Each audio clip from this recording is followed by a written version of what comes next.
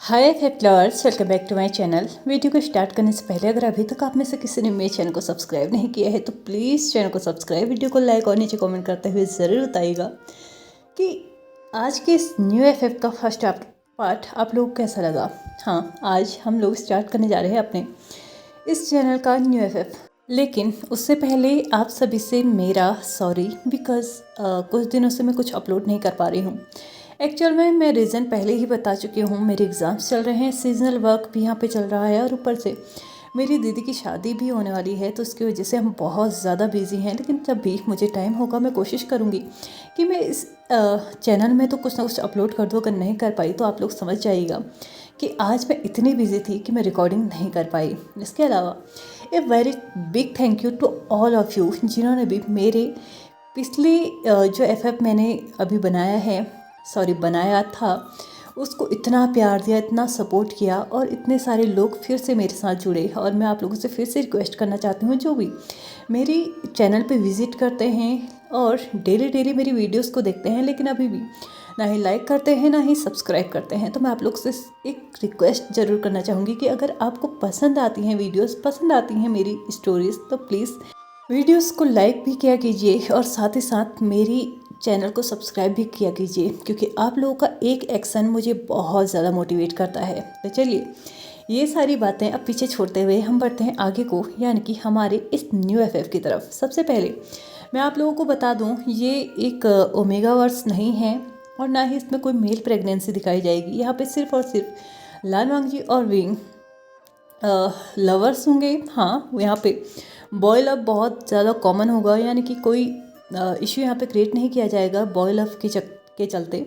लेकिन हाँ, mail pregnancy यहाँ पे दिखाई नहीं देगी। इसके अलावा टॉप, जैसे कि मैंने इस चैनल पे पहले ही बोल दिया है, विंग ही टॉप होगा, तो ऑफकोर्स अभी भी वही टॉप है, यानी कि ये एक शंगवन स्टोरी होने वाली है। इसके अलावा इस स्टोरी का जो नाम है वो है आई एम स्टिल योर्स, यानी कि मैं फिर भी तुम्हारा।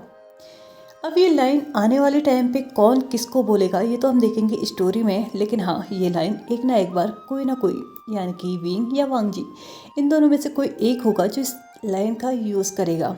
इसके अलावा हमेशा की तरह ही ये स्टोरी भी पूरी तरीके से मैंने ही बनाई है, मेरी ही इमेजिनेशन पे बेस्ड है। कहीं से कहीं तक इसकी रियलिटी से कोई भी संबंध नहीं है, यानी कि ये रियलिटी को बिलोंग नहीं करती है। इसके अलावा मैं ही इसकी राइटर हूँ, मैं ही इसकी एक्सप्लेनर हूँ और यही स्टोरी है जो कि पूरी तरीके से मेरी है। हाँ, इसमें पिक्चर्स और जो बैकग्राउंड म्यूज़िक है वो किसी और का है और उसका क्रेडिट मैं राइटफुल ओनर को ही देना चाहूँगी, लेकिन स्टोरी पूरी तरीके से मेरी है।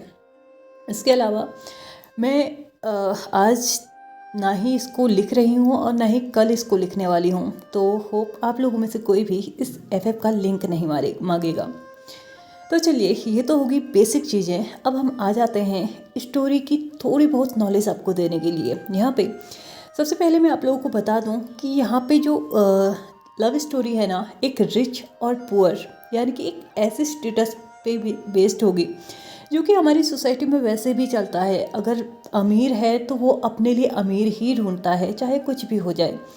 गरीब है तो वो अपने लिए गरीब, मतलब अमीर ढूंढने की कोशिश तो करता है, लेकिन अमीर उसको उतने अच्छे से एक्सेप्ट नहीं कर पाता। और अगर ऐसा है कि कोई किसी को एक्सेप्ट कर ले तो लव मैरिज के तहत से या फिर कोई बेनिफिट्स होते हैं तभी उसको एक्सेप्ट किया जाता है। ये हमारी सोसाइटी की एक कड़वी सच्चाई है जो हर किसी को एक्सेप्ट करनी पड़ती है।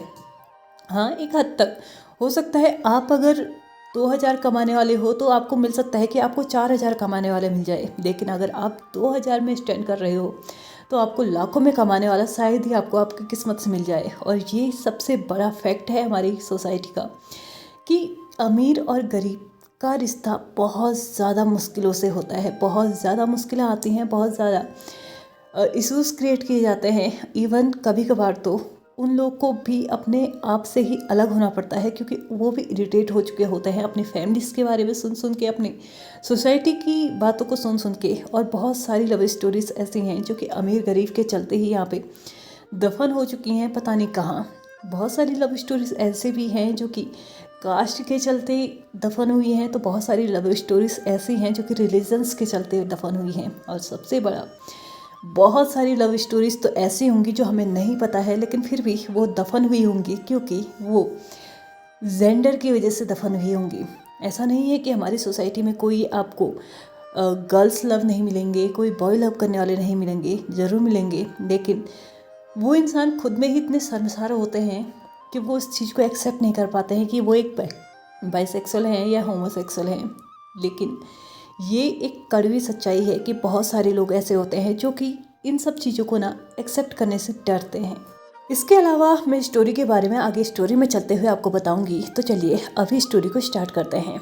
स्टोरी स्टार्ट होती है एक छोटे से कमरे से, जहाँ पे किचन भी, बेडरूम भी, आपका हर एक चीज़, स्टडी रूम और एक अटैच बाथरूम, बस इतना ही था वो कमरा।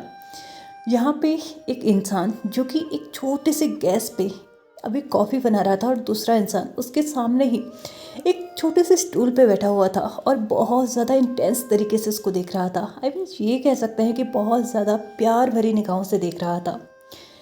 जो इंसान कॉफ़ी बना रहा था वो था इस वक्त 18 साल का।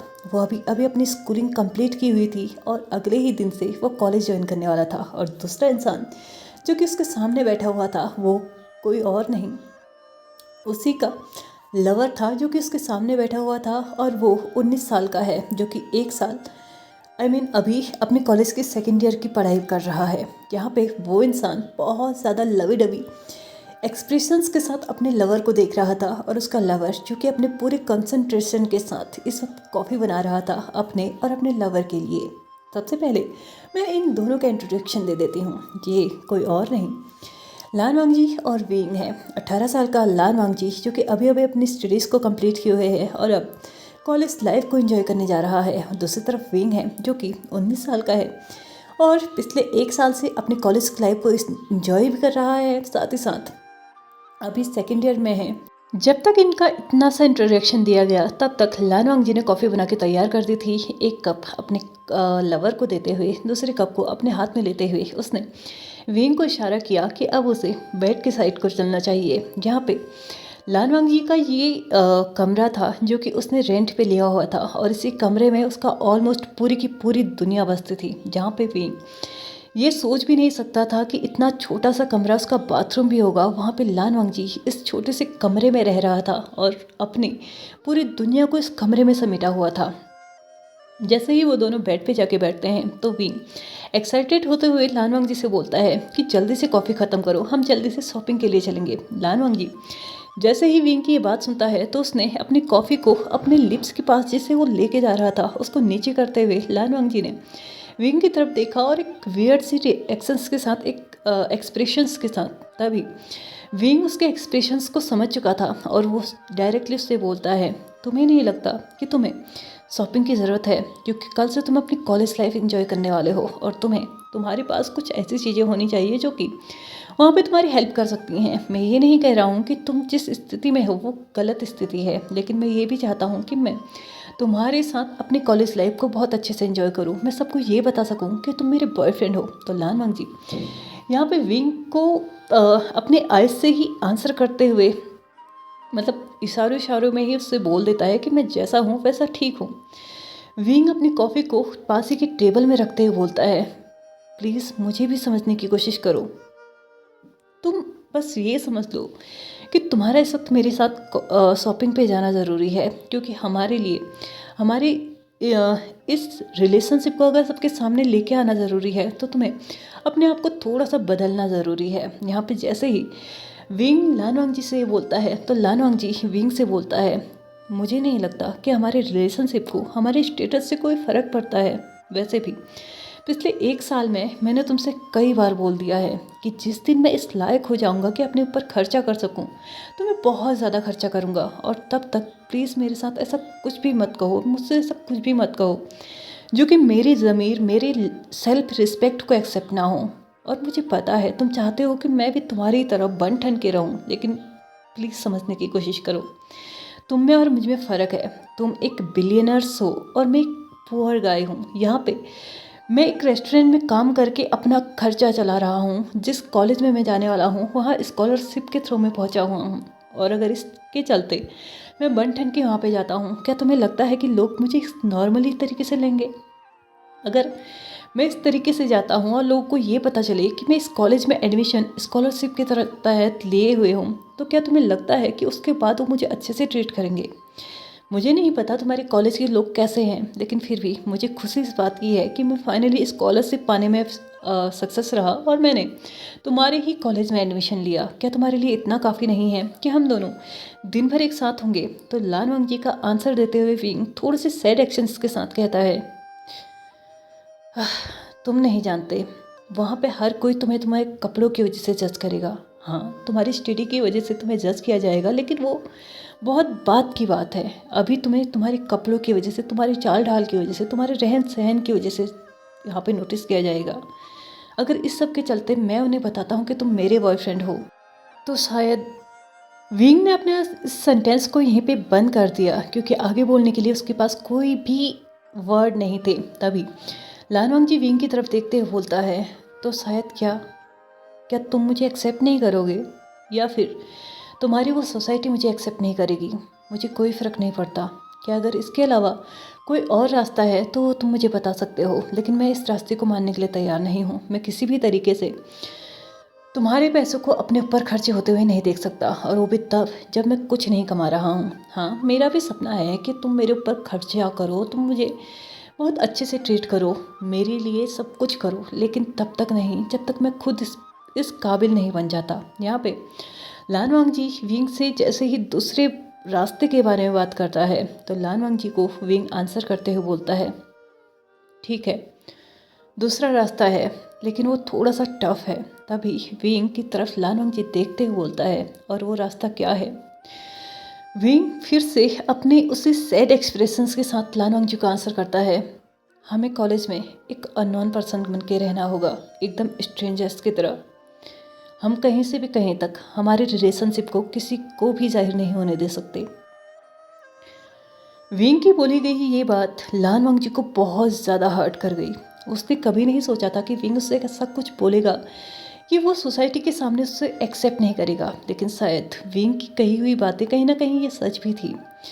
विंग जिस सोसाइटी को बिलोंग करता है, उसके लिए लान वांग जी के आसपास घूमना शायद अच्छा भी ना हो। इसलिए अपने भारी मन से अपने दिल में पत्थर रखते हुए और अपने सेल्फ रिस्पेक्ट को बचाते हुए लान वांग जी विंग को आंसर करता है, मुझे लगता है तुम्हारे पहले ऑप्शन से तुम्हारा ऑप्शन बी ज़्यादा बेटर है।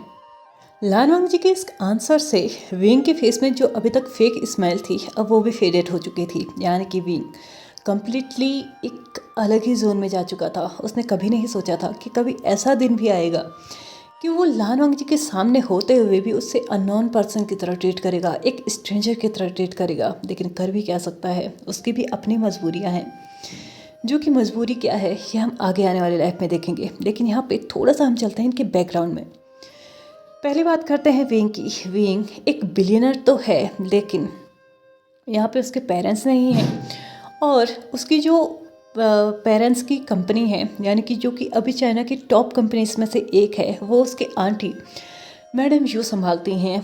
मैडम यू के हस्बैंड विंग के फादर, ये दोनों ही एक साथ एक कार एक्सीडेंट में मारे जा चुके थे, और विंग की मदर जो कि कैंसर के तहत मारी जा चुकी थी, और वो भी 4 साल पहले। वो जब अपने चेकअप के लिए हॉस्पिटल गई थी, तो उन्हें तब जाके पता चला था कि उनका कैंसर थोड़ा बढ़ चुका है। उसे कंट्रोल तो किया जा सकता है, लेकिन अपनी कंपनी को आगे बढ़ाने में इतना मशरूफ़ हो चुकी थी कि उन्होंने अपने आप को अच्छे से, मतलब अपने आप को अच्छे से ट्रीटमेंट नहीं दिया, अच्छे से केयर नहीं की, और लास्टली उनके पास एक ही ऑप्शन रह चुका था। जब उन्होंने डॉक्टर को विज़िट किया था, और वो भी बहुत ज़्यादा तबीयत ख़राब होने के बाद तो तब जाके उन्हें पता चला था कि वो अब कुछ ही दिनों के मेहमान हैं, और इन कुछ ही दिनों में उन्होंने अपनी पूरी प्रॉपर्टी, पूरी कंपनी, सब कुछ विंग के नाम तो कर दिया। लेकिन यहाँ पे एक कंडीशन भी रखी कि विंग इस सब का ऑथराइज पर्सन 21 साल होने के बाद ही बन पाएगा। लेकिन तब तक उसकी कंपनी को उसकी फ्रेंड, जो कि उनकी बेस्ट फ्रेंड है, मैडम यू संभालेंगी। यहाँ पे विंग को मैडम यू ने हर एक सुख सुविधाएं दी, और अपने फ्रेंड से जो प्रॉमिस किया था कि वो उसकी कंपनी को जब तक 21 साल का विंग नहीं हो जाता तब तक पूरी तरीके से संभालेंगी। वो अभी तक उस प्रॉमिस को निभा रही थी और साथ ही साथ अपनी खुद की कंपनी को भी वो बहुत अच्छे से मैनेज कर रही थी। ये तो हो गई वेंग की बात। लेकिन बात आती है लानवांग जी की। लानवांग जी जो कि बचपन में ही अपने पेरेंट्स को खो चुका था। एक एक्सीडेंट के तहत उसने भी अपने पेरेंट्स को खो दिया था, जहाँ पे ऑन द स्पॉट उसके पेरेंट्स मारे जा चुके थे। दूसरी तरफ उसका एक भाई था जो कि उस एक्सीडेंट के बाद उसे कहीं भी नहीं मिला। बहुत लोगों ने उसे ढूंढने की कोशिश की, लेकिन यहाँ पे लानवांग जी के कहने पे उसको ढूंढा तो गया, लेकिन वो मिल नहीं पाया। यहाँ पे कोई नहीं जानता था कि वो जिंदा भी है या मर गया। लेकिन लानवांग जी के पेरेंट्स की डेथ हो चुकी थी, तो लानवांग जी को यहाँ पे एक ऑर्फनेज में रख दिया गया और 15 साल की उम्र तक लानवांग जी ने भी ऑर्फनेज में ही अपनी लाइफ स्पेंड की है। लेकिन उसके बाद उसे लगा कि अब वो अपने आप से कुछ कर सकता है, तो उसने ऑर्फनेज को छोड़ के अपने लिए एक नया रास्ता चूज़ किया। फिलहाल तो वो एक स्कूल में पढ़ता था और रेस्टोरेंट में काम करके अपने इस छोटे से रूम का खर्चा रेंट और अपने स्कूल का खर्चा वो पे किया करता था। लानवांग जी जो कि एक बहुत ज़्यादा ब्राइट स्टूडेंट था, इसलिए उसने स्कॉलरशिप के लिए अप्लाई किया था और उसे स्कॉलरशिप मिल भी गई थी। और अभी वो जिस कॉलेज में जा रहा था वो बहुत ज़्यादा एक्सपेंसिव कॉलेज भी उसको बोला जा सकता है, और साथ ही साथ बहुत ज़्यादा अच्छा कॉलेज भी है। वहाँ पे पढ़ाई बहुत अच्छी होती है, हर एक चीज़ में उसकी फैसिलिटीज़ बहुत ज़्यादा अच्छी थी। यहाँ पे लानवांग जी स्कॉलरशिप पा चुका था, तो वो अब उसी कॉलेज में जा रहा था। और सबसे बड़ी बात ये थी कि विंग भी सेम उसी कॉलेज में पढ़ता था और उसे खुशी थी कि आज के बाद उसको यहाँ पे नहीं आना पड़ेगा। ऐसा नहीं था कि उसको लानवांग जी के पास यहाँ पे आने में कोई प्रॉब्लम थी या ऐसा कुछ, लेकिन हाँ, उसको एक बात की खुशी थी कि उसका जो कॉलेज टाइम निकलता था ना, उसके बाद जो एक्साइटमेंट उसको होती थी कि मुझे लानवांग जी से मिलना है, अब उसके लिए उसको वेट नहीं करना पड़ेगा, क्योंकि लानवांग जी वो जब चाहे जैसे चाहे लानवांग जी को देख सकता है। तो चलिए, इनकी पास्ट की बातों को छोड़ते हुए बाकी पास्ट के बारे में आगे जानेंगे, और अभी हम प्रेजेंट पे आ जाते हैं। यहाँ पे विंग और लानवांग जी दोनों ही इक्वली सैड थे, क्योंकि उन दोनों को ही बहुत ज़्यादा एक चाहत थी कि वो पब्लिकली अपने रिलेशनशिप को ओपनली सबके सामने रखे, लेकिन फिर से उनके स्टेटस ने उन्हें रोक दिया। लानवांग जी ने अपनी बात को बोलने के बाद अपनी कॉफ़ी को फिर से पीना स्टार्ट किया, और साथ ही साथ उसने विंग को भी इशारा किया कि अब उसको भी अपनी कॉफ़ी पी ही लेनी चाहिए। विंग ने भी अपने उसी हैवी से हार्ट के साथ उसने अपने हाथ में कॉफ़ी ली और उसको पीना स्टार्ट किया। दोनों ही इस वक्त कॉफ़ी पी रहे थे। विंग का फिर से किसी एक डायरेक्शन में ध्यान गया और उसने लानवांग जी से बोला, ओके ठीक है, हम शॉपिंग पे नहीं चल रहे, लेकिन हम हमारे पेरेंट्स से मिलने तो जा सकते हैं ना। यहाँ पे विंग को बार बार मना करने का मूड लानवांग जी को भी नहीं था, इसलिए वो भी मान चुका था कि ठीक है, हम पहले तुम्हारे पेरेंट्स से मिलेंगे, उसके बाद मेरे पेरेंट्स से मिलेंगे। यानी कि वो दोनों ही अपने अपने पेरेंट्स के कब्र को विजिट करने वाले थे। यहाँ पे वो दोनों ही एग्री हो चुके थे कि वो लोग जाएंगे, और जल्दी से कॉफ़ी को ख़त्म कर लेने के बाद वो दोनों ही अपने पेरेंट्स को मिलने के लिए जा चुके थे। यहाँ पे वो दोनों ही इस वक्त लानवांग जी के पेरेंट्स के कब्र के सामने बैठे हुए थे, और विंग के पेरेंट्स थे तो वो पहले ही मिल के आ चुके थे। यहाँ पे भी कुछ टाइम स्पेंड करने के बाद लानवांग जी से विंग पूछता है, ओके ठीक है, तुम्हें मेरे साथ शॉपिंग पे नहीं जाना है, लेकिन फिर भी थैंक यू कि तुम यहाँ पे मेरे साथ आए, लेकिन फिर भी मेरी एक छोटी सी विश तो तुम पूरी कर सकते हो ना। तो विंग की तरफ लानवांग जी देखते हुए बोलता है, कैसी विश? तो तभी विंग बहुत एक्साइटेड होते हुए उसको बोलता है, एटलीस्ट हम एक डेट पे तो चल सकते हैं ना, क्योंकि कॉलेज लाइफ में आने के बाद तुम बहुत ज़्यादा बिजी होने वाले हो, और मैं तो पहले से ही बहुत ज़्यादा बिजी हूँ। इसलिए मैं चाहता हूँ कि आज हम लोग हमारे फेवरेट प्लेस पर चलें, यानी कि लोटस पाउंड। यहाँ पे विंग की एक्साइटमेंट देखने के बाद लानवांग जी ने भी उसको मना नहीं किया, और वो दोनों ही अपनी इस डेट को, जो कि बहुत ज़्यादा एक्सपेंसिव नहीं होती थी, बहुत ज़्यादा खाना पीना घूमने फिरने में नहीं गुजरता था, वो सिर्फ एक शांति भरा माहौल चाहते थे, और वो बहुत ज़्यादा केयरफुली हमेशा से ही लोटस पाउंड में ही अपनी डेट्स को स्पेंड किया करते थे। वहीं पे अपने लिए स्नैक्स लेके जाया करते थे, वहीं पे अपनी ज़रूरत की चीज़ों को लेके वो दिन भर उस पाउंड के आगे पीछे इधर उधर पता नहीं कितनी चीज़ें उस पाउंड के अंदर, बहुत सारी मेमोरीज उन्होंने इस एक साल में यहाँ पे बनाई हुई थी। और आज फिर से वो अपनी एक और डेट ही यहीं पे सेलिब्रेट करने वाले थे, और इसी के साथ वो दोनों तो जा चुके थे उनकी डेट सेलिब्रेट करने के लिए। लेकिन हमारा टाइम हो चुका है इस पार्ट को यहीं पे ख़त्म करने का। तो चलिए फ्रेंड्स, आज के इस पार्ट को हम यहीं पे ख़त्म करते हैं। मेरे इस न्यू एफ का फर्स्ट पार्ट अगर आप लोगों को पसंद आया हो तो प्लीज़ चैनल को सब्सक्राइब, वीडियो को लाइक और नीचे कमेंट करते हुए ज़रूर बताइएगा कि आज का ये पार्ट आप लोगों को कैसा लगा। तो चलिए, thank you so much for watching my video and bye bye.